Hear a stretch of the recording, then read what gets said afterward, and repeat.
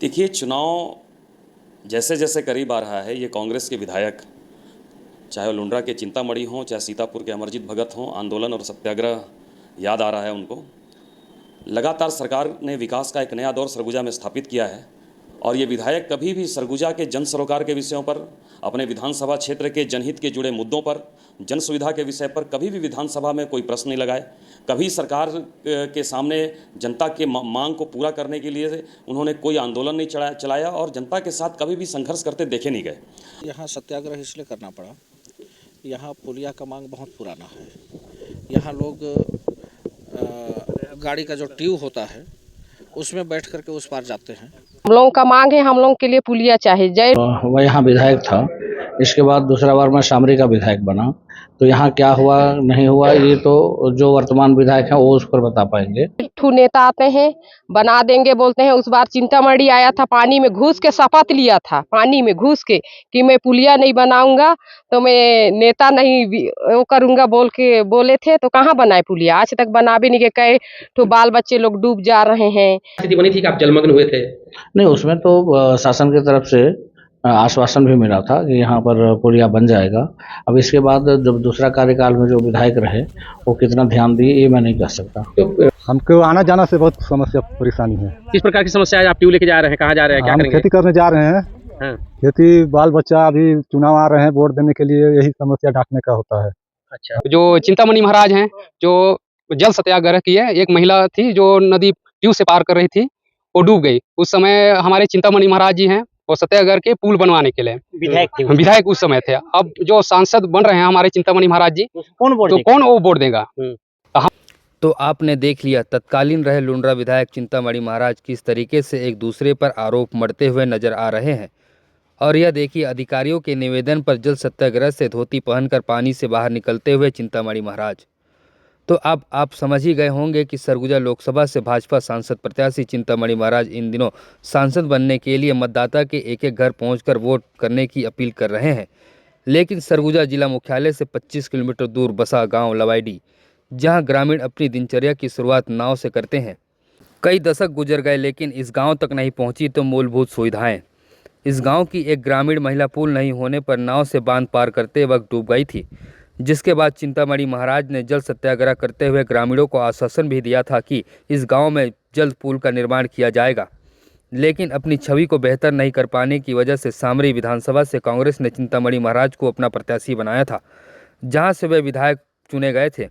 वहीं बात करें इस गांव की मूलभूत सुविधाओं की, तो चिंतामणि महाराज के आश्वासन के बाद भी आज तक इस गांव में ना तो विकास पहुंचा और ना ही ग्रामीणों की सुनने वाला कोई अधिकारी। अब ग्रामीण 7 मई को होने वाले मतदान का बहिष्कार भी कर दिया है।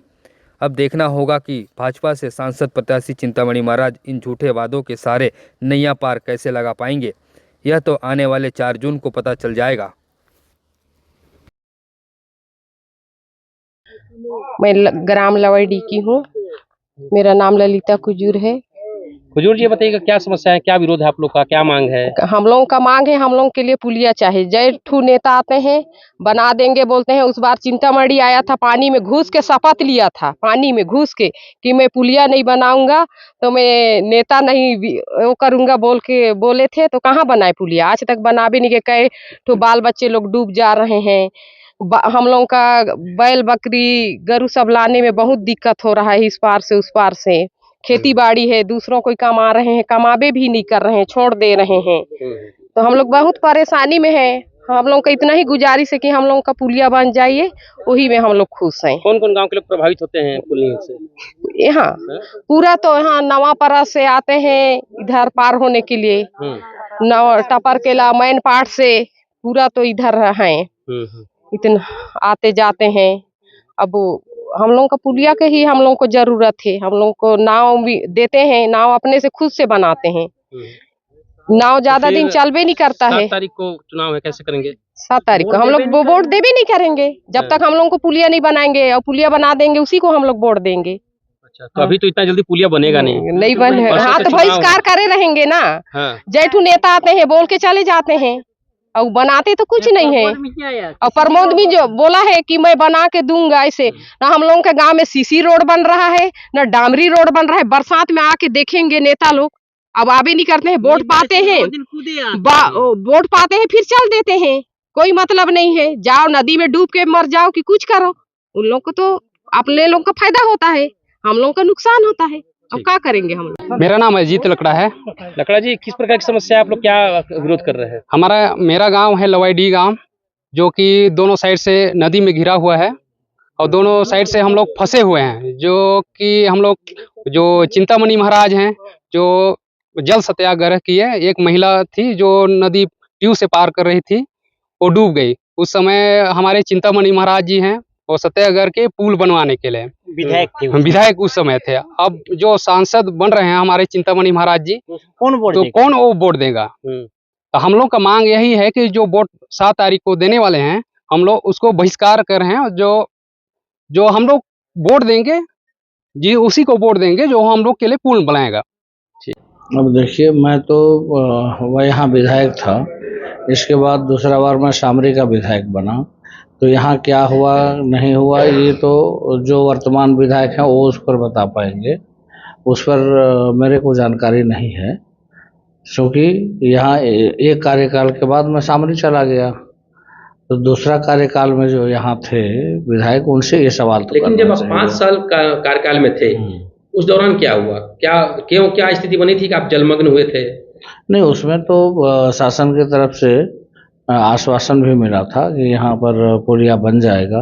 अब इसके बाद जब दूसरा कार्यकाल में जो विधायक रहे वो कितना ध्यान दिए ये मैं नहीं कह सकता। तो जिस कार्यकाल में आप थे, तो क्या वजह रही कि पुलिया नहीं बना और वहां पर आज भी लोगों को नाव की सहारा लेके? नहीं भाई, देखिए वो जिस समय का घटना है वो लगभग आखिरी समय था वो कार्यकाल का। इसके बाद जो भी काम होता है, जो पुनः विधायक आता है उसका भी जिम्मेदारी बनता है, वो अपनी जिम्मेदारी को कितना निभाए हैं उस पर जानकारी लिए हैं नहीं लिए हैं मैं उसको नहीं जान रहा हूँ। और क्योंकि अब सांसद के रूप में जनता अगर चुनेगी तो निश्चित रूप से उसका भी मैं जानकारी लूँगा।